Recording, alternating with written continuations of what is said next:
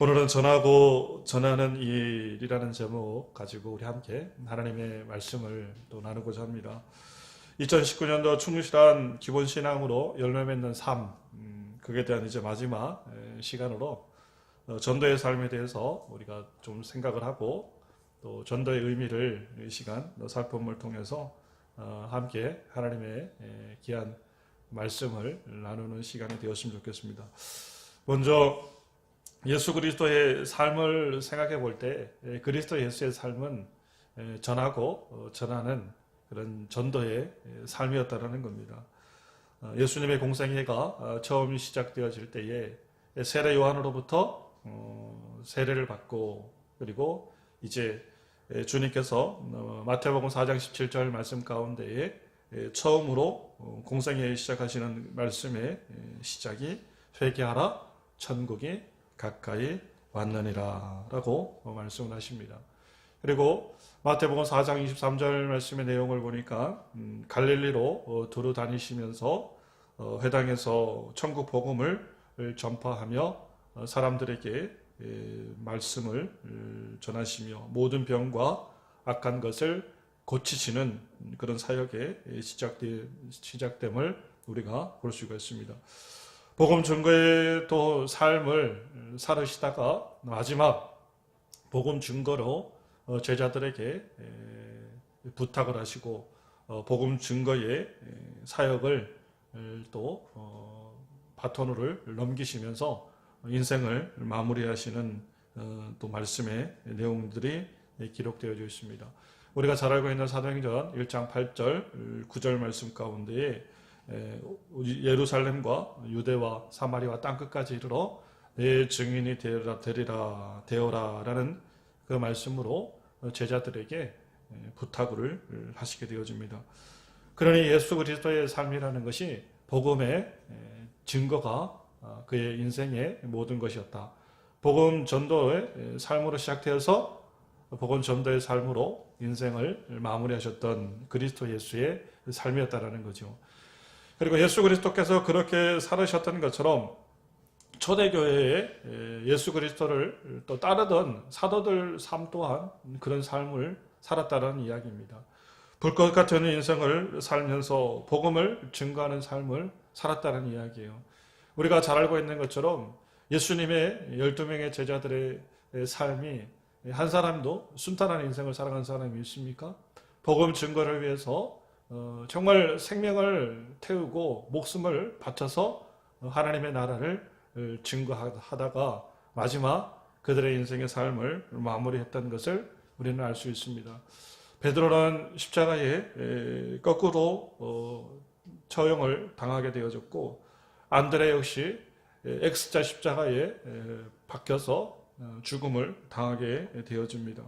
그리고 야고보의 그런 순교 그리고 빌립 그리고 마태 하나님의 은혜 가운데 복음을 전하고 증거하는 가운데 그들이 다 우리가 형용할 수 없는 표현할 수 없는 그런 고통 가운데 목숨을 바치게 되어집니다.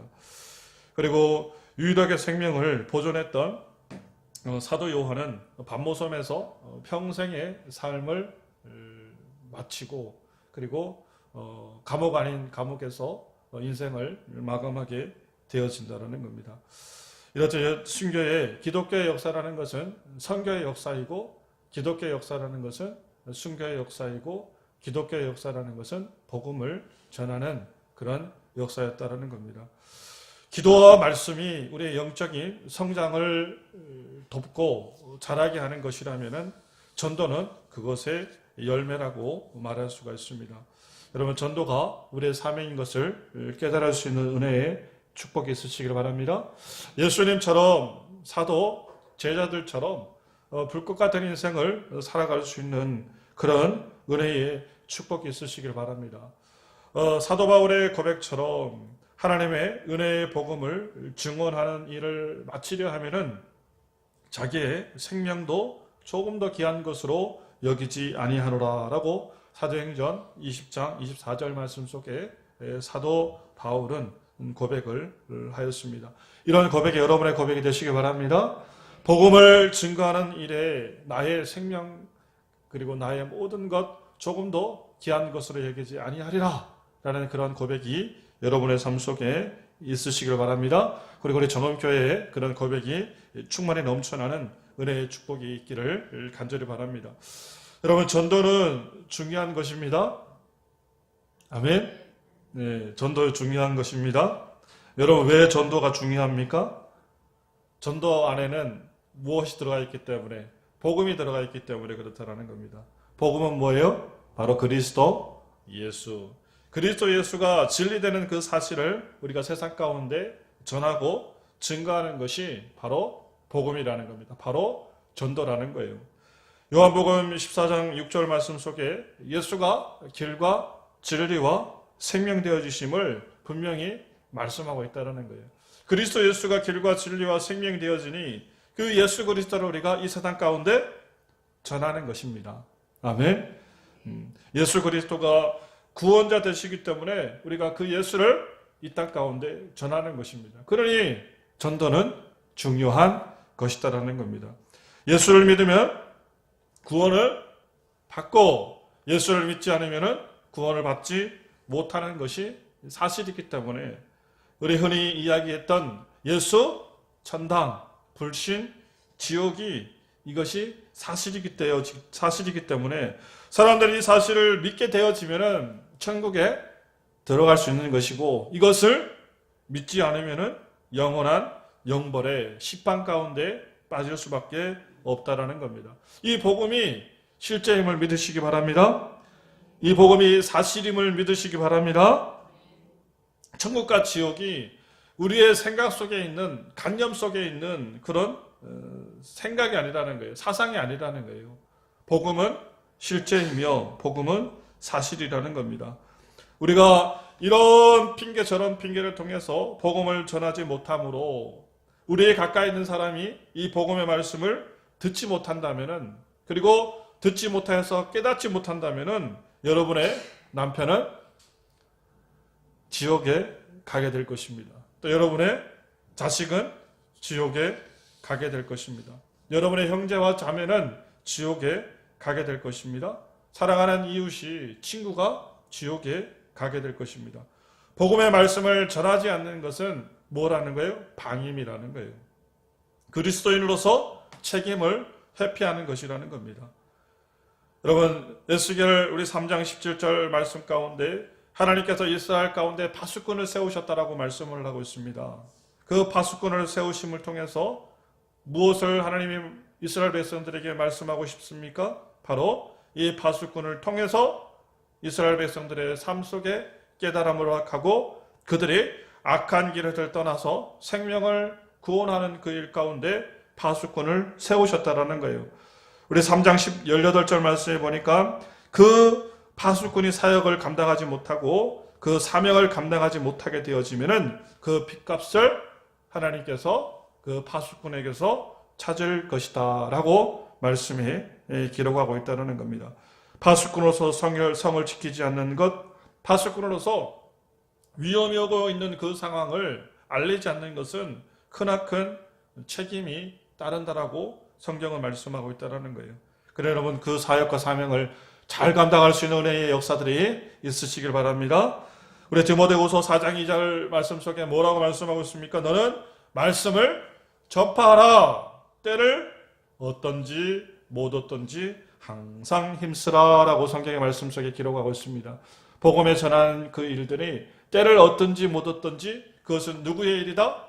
우리의 일이라는 그 사실들을 여러분들이 기억하시는 축복이 있으시기를 바랍니다.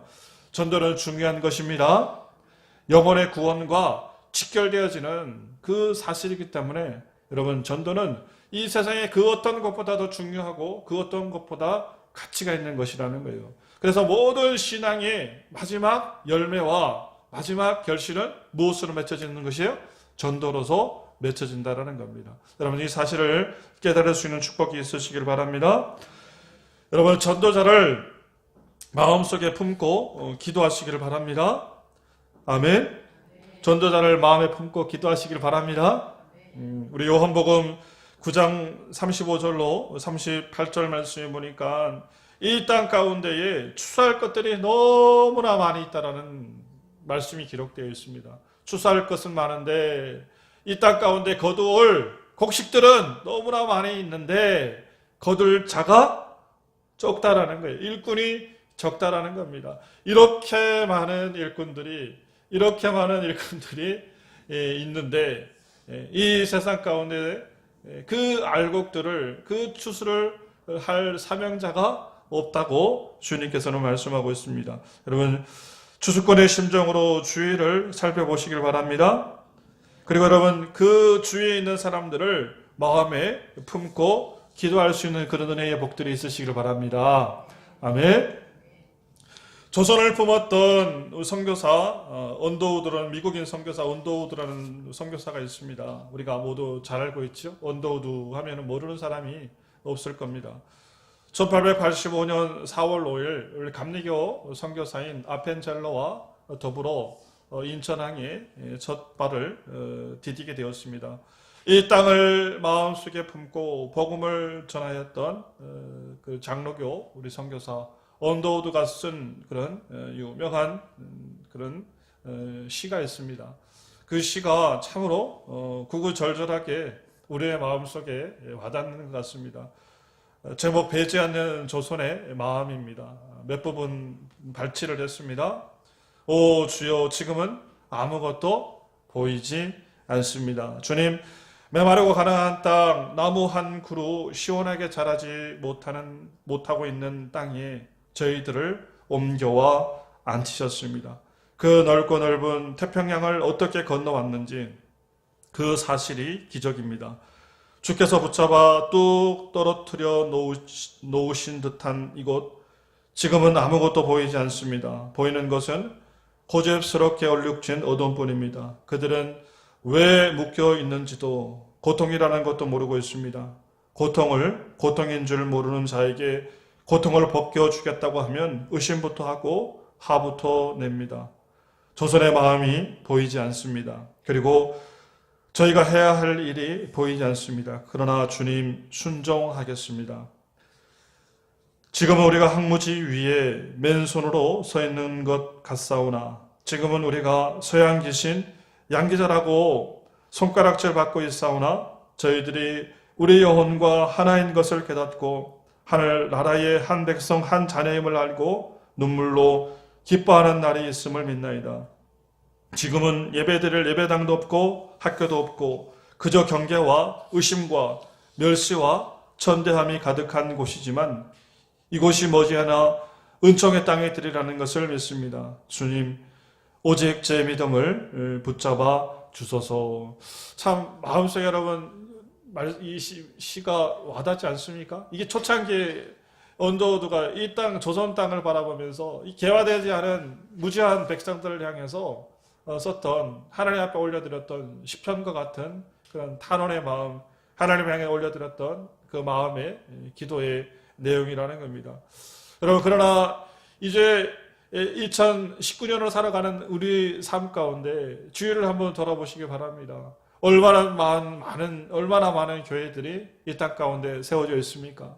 얼마나 많은 그런 기독교의 그런 이름으로 사회의 그런 사회에 공헌하는 일들이 많이 생겨졌습니까? 병원이 생겨지고 그리고 각 그런 교육기관들이 생겨지고 이 모든 것이 한 사람 언더우드가 이 조선을 마음에 품고 기도했던 그 기도의 응답이 이 땅 가운데 이루어졌기 때문이라는 겁니다. 여러분 언더우드가 품었던 그 마음을 가지고 여러분도 이 땅을 품을 수 있는 그런 은혜의 복이 있으시기를 바랍니다. 언더우드가 품었던 그 조선을 그리고 이 지역을 이 사회를 여러분이 품을 수 있는 그런 은혜의 복들이 있으시길 바랍니다. 정읍교회가 이 지역을 품고 기도했으면 좋겠습니다. 주님 지금은 아무것도 보이지 않습니다. 메마르고 황망한 마른 뼈와 같은 이 교회와 지역에 주님 우리를 옮겨 심으셨으니 어떻게 무엇을 해야 할지 알지 못합니다. 보이지가 않습니다. 그러나 주님 순종하겠습니다. 교회의 빈자리가 채워지고 하나님의 백성이 함께 기도하며 찬양하며 눈물로 함께 예배드리는 그날을 소망합니다. 주님, 오직 우리의 믿음과 마음을 붙들어 주옵소서. 여러분, 언더우드의 심정을 가지고 기도할 수 있는 우리 귀한 성도님들 다 되시는 은혜의 복들이 있으시기를 간절히 바랍니다. 여러분, 전도의 열매는 하나님께서 맺으신다는 사실을 믿으시기 바랍니다. 전도는 누가 맺는 것이다? 하나님께서 맺는다는 사실을 믿으시기 바랍니다. 전도는 하나님께서 맺으실 줄 믿습니다. 우리는 품고 무엇할 뿐이에요? 기도할 뿐이에요. 우리는 하나님의 말씀을 전하고 전할 뿐입니다. 그 모든 것의 열매는 누가 맺게 하신다? 하나님께서 맺게 하신다. 분명히 여러분, 전도는 하나님께서 하시는 겁니다. 분명히 그 열매는 하나님께서 맺으시는 겁니다. 여러분, 그 사실들을 마음속에 꼭 믿을 수 있는 은혜의 복들이 있으시기 바랍니다. 얼마 전에 유튜브에서 우리 간증 이야기를 들었는데 얼마나 제가 은혜가 되든지 좀 전달을 해드리려고 합니다. 우리 근처에서 목회하고 계시는 우리 이덕진 목사님이라는 분이 간증을 잠시 나누고자 합니다. 간증의 내용이 이렇습니다. 전남, 광주, 화순, 수말리라는 그 시골 교회에 있었던 그런 이야기입니다. 한마디로 얘기하면은 굉장히 오지 마을이라는 거예요. 지금 전남, 강주, 화순, 수말리 이렇게 얘기하는 거 보니까 굉장히 오지 마을인가 봅니다. 무등산을 몇 개 넘고 그런 얘기를 하던데 그 지역에 교회를 목회하는 그 일들에 대해서 간증을 하는 이야기를 들었습니다. 하전민이 모여 사는 그런 작은 시골 마을이었습니다. 한 5명 정도가 모여서 예배를 드린다 그래요. 5명이라 그러면은 목사님, 사모님, 애들 둘, 한 사람 있는 거죠. 한 사람이 이제 초등학교 선생님이라고 그러더라고요. 초등학교 선생님이 이제 강주에 집이 있는데 강주를 나가는 날에는 이제 4명이서 예배 드리고 이제 강주로 안 가는 날에는 이제 그 교회를 드리고 그러니까 5명이서 예배 드리는 아주 작은 그런 시골 마을 교회랍니다. 근데 이 교회에 집회 요청이 들어왔다라는 거예요. 이제 강사 목사님한테 집회 요청이 들어왔는데 엄청나게 고민을 하면서 갈까 말까를 고민하면서 이제 벌어진 일들에 대한 이야기입니다. 어쨌든 이 시골 교회를 담임하는 목사님이 굉장히 목회에 우여곡절이 많았다 그럽니다. 교회를 담임하는 목사님 사실은 강주에서 큰 교회를 목회하시는 그런 목사님이셨대요. 근데 갑자기 특별한 이유도 없이 눈이 멀어버렸다라는 겁니다. 눈이 멀어서 눈이 보이질 않지 않습니까? 그러니까 교회에서 사역하는 데에서 굉장히 어려움이 있지 않겠습니까? 교회에서 두 패로 나눠서 보내야 된다 말아야 된다. 이 교회가 분란이 일어나는 거예요. 그러니까 목사님이 그냥 자진 사표를 내시고 이제 교회를 떠났다라는 겁니다. 이거 갑자기 목회에서 하시다가 앞이 안 보여버리니 이 절망감, 상실감이라는 것은 참 이루 말할 수 없지 않겠습니까? 그래서 내가 이대로 안 되겠다. 그냥 어디 가서 목사가 자살할 수는 없고 내가 금식기도 하다가 내가 그냥 죽으리라 하는 심정을 가지고 택시를 집어 탔다라는 거예요. 아무 택시나. 그러면서 그 택시 기사한테 얘기를 하기를 사람이 아무도 없는데 그냥 아무 데나 가서 자기를 내려달라고 이야기를 하는 거예요. 거기가 바로 이 수말리라는 지역이라는 거예요. 그래서 내려서 애들의 음성이 들리길래 애들한테 부탁을 해가지고 어디 빈집 있으면은 거기다 자기를 좀 데려다 달라라고 얘기를 하고 거기다가 이제 물주전자 물 마시면서 기도를 해야 되는 물주전자 하나를 이제 부탁을 하고 거기서 금식 기도를 하는 거예요. 죽으면 죽으리라. 그냥 죽겠다. 죽으면 죽으리라가 아니라 이제 거기는 내가 기도하다 죽겠다라는 마음으로 그냥 기도를 한 겁니다. 근데 기도를 하다 보니까 거기서 기도를 하는 중에 그냥 주님을 만나버린 거예요. 다시 주님의 음성을 듣고 하나님께서 특별한 그런 뜻하심이 있어가지고 너를 여기 불렀다라고 주님께서 말씀을 하시더라는 거예요. 그래서 목사님이 다시 힘을 얻고 거기서 목회를 3년 동안 또 힘있게 교회도 짓고 목회를 열심히 3년 동안 힘을 내서 목회를 했다라는 겁니다. 근데 이 목회를 3년 동안 했는데 시골 마을 동네에서 목회가 안 되더라는 거예요. 애들 유년주일학교 애들 몇 명 끌어다 모아놓고 맨날 그냥 하고 어른이 한 명도 전도가 안 되더라는 겁니다. 그냥 배척되고 그냥 복음의 말씀이 들어가지 않고. 그래서 어느 날 하루는 이제 본인은 거기서 목회를 하고 이제 그 집 식구들이나 그 강주에서 이제 학교 다니느라고 이제 떨어져 있는 그런 상황이었나 봅니다. 어느 날 하루는 너무 화가 나더라는 거예요. 마음에 너무 화가 나가지고 이 목회 내가 때려쳐버리겠다. 그냥 그 심정으로 보이지 않는 장님이니 막 그냥 어떻게 할 수는 못하고 속에서 울분은 쏟고 그러다가 교회를 뛰쳐나왔다가 밖을 나가는데 밖에 마루가 그냥 순간 꺼져버리더라는 거예요. 그래가지고 마루에 이만한 대못에 다리가 박혀가지고 하루 반 만에 발견이 됐답니다. 근데 이게 녹슨못이 굉장히 위험합니다. 이게 파상풍, 이게 굉장히 위험해요. 이거 빨리 치료를 하고 안 하면은 이게 생명까지 그냥 위태로운 그런 입장인데. 그래서 강주의 인근 병원에 갔더니 가망이 없다라고. 그래서 서울로 올라와가지고 치료를 받는데 방법이 하나 다리를 잘라내야 된다라는 거예요. 그래서 이 목사님이 다리가 한쪽이 없어요. 그러니까 이 눈이 지금 없고 지금 다리가 없는 거예요. 그런 상태에서 이제 그 교회를 목회를 하는데 이 목사님이 담임 목사님이 이제 강사 목사님을 한테 집회를 요청을 한 거예요. 와서 집회를 해달라.